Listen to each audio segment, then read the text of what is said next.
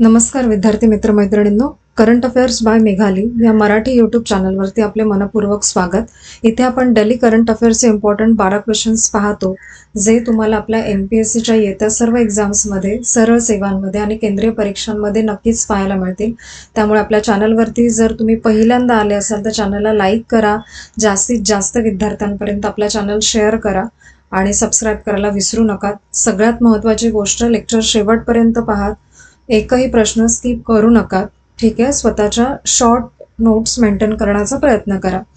तर पाहूयात आजच्या म्हणजेच 23 मार्च 2026च्या चालू घडामोडी. प्रश्न पहिला, मालगुंड येथे प्राणी संग्रहालय कोणत्या योजनेअंतर्गत उभारले जाणार आहे? तर याचे योग्य उत्तर आहे पर्याय क्रमांक डी, सिंधुरत्न समृद्धी योजना 2.0, म्हणजे आंतरराष्ट्रीय दर्जाचा असणार आहे, त्यामुळे हा प्रश्न घेण्यात आलाय. ठीक आहे, हे लक्षात घ्या. महत्त्वाचे पॉइंट्स पहा या प्रश्नाचे.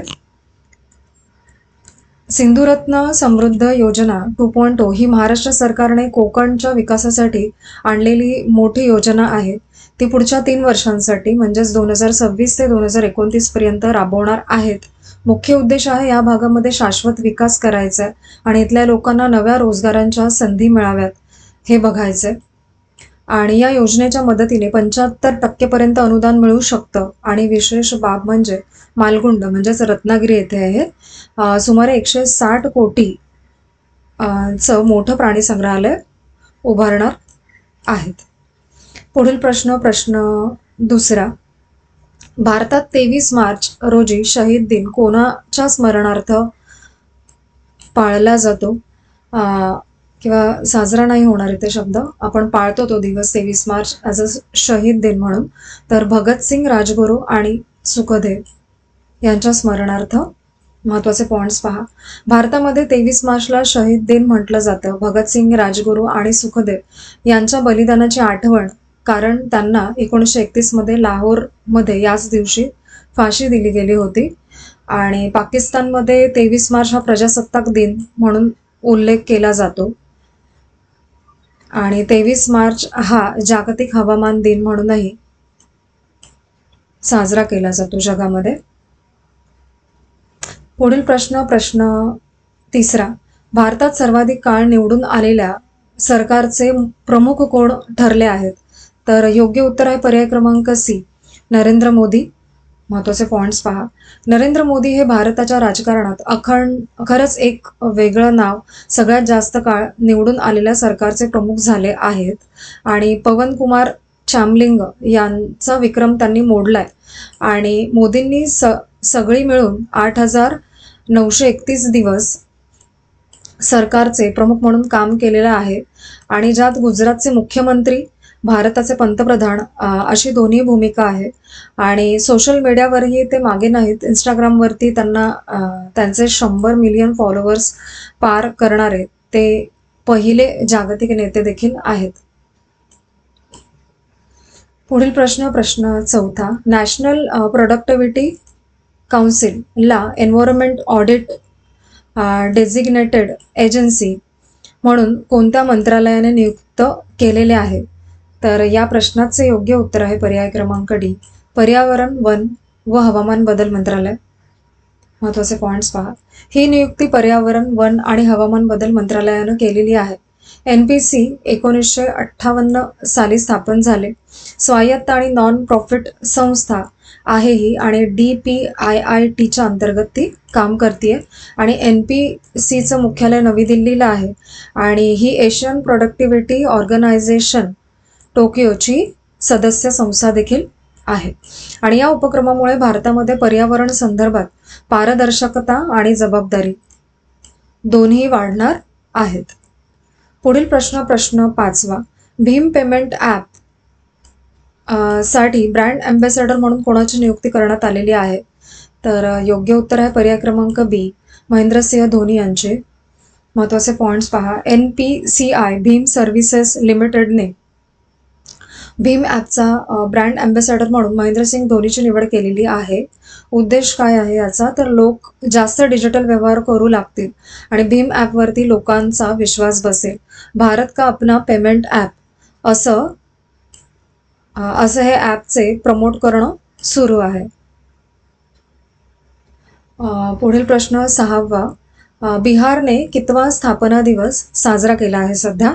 तर या प्रश्नाचे योग्य उत्तर आहे पर्याय क्रमांक सी, 114वा. महत्त्वाचे पॉइंट्स पहा. बिहारने यंदा 114वा स्थापना दिवस उत्साहात साजरा केला. 22 मार्च 1912 रोजी बंगालपासून वेगळं होऊन बिहार स्वतंत्र राज्य म्हणून अस्तित्वात आलं. हा दिवस बिहार दिवस म्हणून ओळखला जातो. आणि 2026 साठी उन्नत बिहार उज्ज्वल बिहार ही थीम ठरवण्यात आली. आणि बिहारची ओळख नालंदा आणि विक्रमशिला सारख्या प्राचीन शिक्षण केंद्रांसाठी देखील आहे. पुढील प्रश्न 7वा. ग्लोबल टेररिझम इंडेक्स GTI 2026 मध्ये पहिल्या क्रमांकावरती कोणता देश आहे? तर या प्रश्नाचे योग्य उत्तर आहे पर्याय क्रमांक बी, पाकिस्तान हा देश. महत्त्वाचे पॉइंट्स पहा या प्रश्नाचे. हा अहवाल institute for economics and peace ने प्रकाशित केलाय. 2025 मध्ये पाकिस्तानमध्ये दहशतवादामुळे 1139 लोकांचे जीव गेलेत आणि ही संख्या गेल्या वर्षाच्या तुलनेमध्ये 6% अधिक होती. 2013 नंतरची ही सर्वात जास्त मृत्यूंची संख्या देखील आहे. आणि पाकिस्तानमधील मुख्य दहशतवादी संघटना म्हणजे तेहरीक-ए-तालिबान पाकिस्तान TTP ही आहे. आणि TTPने 2009 पासून देशातील 67% पेक्षा जास्त हल्ल्यांची जबाबदारी देखील स्वीकारली आहे. ठीक आहे. पुढील प्रश्न 8वा. 2026चा मार्क लिंटन हिस्ट्री प्राइज कोणाला मिळाला आहे? तर या प्रश्नाचे योग्य उत्तर आहे पर्याय क्रमांक डी, विल्यम डॅलरिम्पल असं त्यांचं नाव आहे. महत्त्वाचे पॉइंट्स पहा. विल्यम डॅलरिम्पल 2026 मध्ये मार्क लिंटन हिस्ट्री प्राइज त्यांना मिळालंय. हा पुरस्कार the golden road how ancient India transform the world या पुस्तकासाठी त्यांना हा पुरस्कार मिळालाय. पहिला पॉइंट सगळ्यात महत्त्वाचा आहे. पुस्तकाचं नाव लक्षात ठेवा, लेखक लक्षात ठेवा आणि कुठला पुरस्कार मिळाला हे लक्षात ठेवा. कशावरही प्रश्न येऊ शकतो. गोल्डन रोड या पुस्तकामध्ये डॅलरिम्पलने प्राचीन भारताचा जागतिक प्रभाव, भारताची व्यापार, संस्कृती आणि ज्ञानाचा फैलाव कसा झाला हे सांगितलेलं आहे या पुस्तकामध्ये त्यांनी. आणि हा पुरस्कार नीमॅन फाउंडेशन आणि कोलंबिया युनिव्हर्सिटी यांच्या सहकार्याने दिला जातो. पुढील प्रश्न 9वा. 49वी Yonex sunrise junior national badminton championship 2026 कुठे आयोजित केली जाणार आहे? तर याचे योग्य उत्तर आहे पर्याय क्रमांक बी, सिक्कीम येथे. महत्त्वाचे पॉइंट्स पहा. देशभरातून येणाऱ्या टॉप अंडर-19 खेळाडू इथे खेळणार आहेत. विशेष म्हणजे अशी राष्ट्रीय बॅडमिंटन स्पर्धा पहिल्यांदाच सिक्कीममध्ये होतीये आणि ही स्पर्धा बॅडमिंटन असोसिएशन ऑफ इंडिया यांच्यामार्फत पार पडतीये. अध्यक्ष हिमता बिस्वा शर्मा आणि सरचिटणीस संजय मिश्रा यांच्याकडे सर्व जबाबदारी आहे याची. आणि देशभरातल्या युवा बॅडमिंटनपटूंना एक मंच मिळणार आहे या माध्यमातून.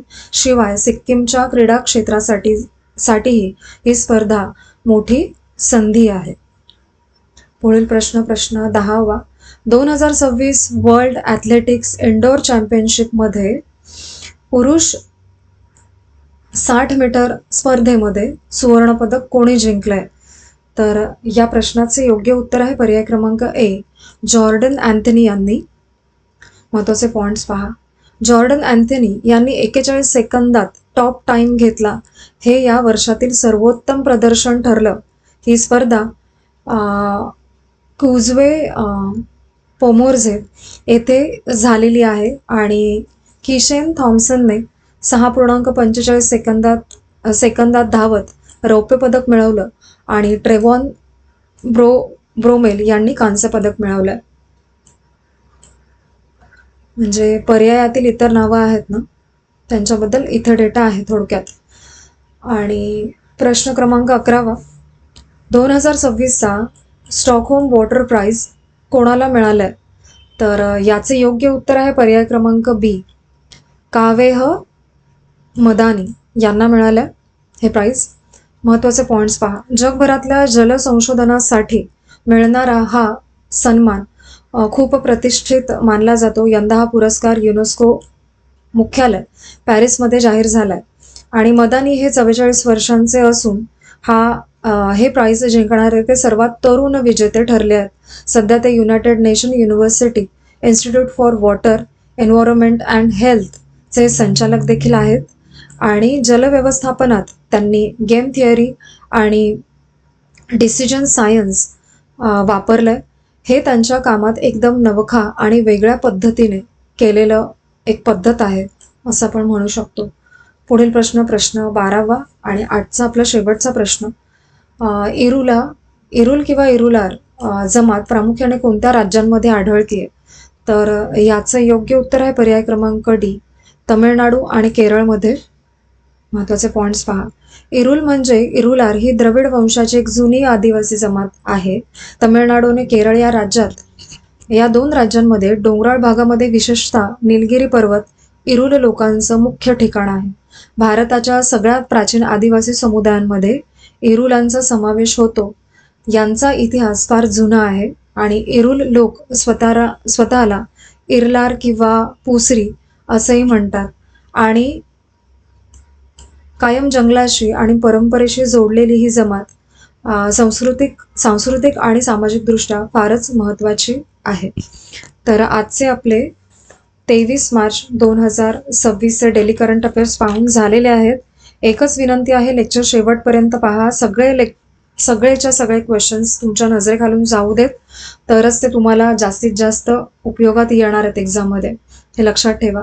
आणि आजचे लेक्चर तुम्ही शेवटपर्यंत पाहिलेच असेल, त्याबद्दल थँक्यू सो मच.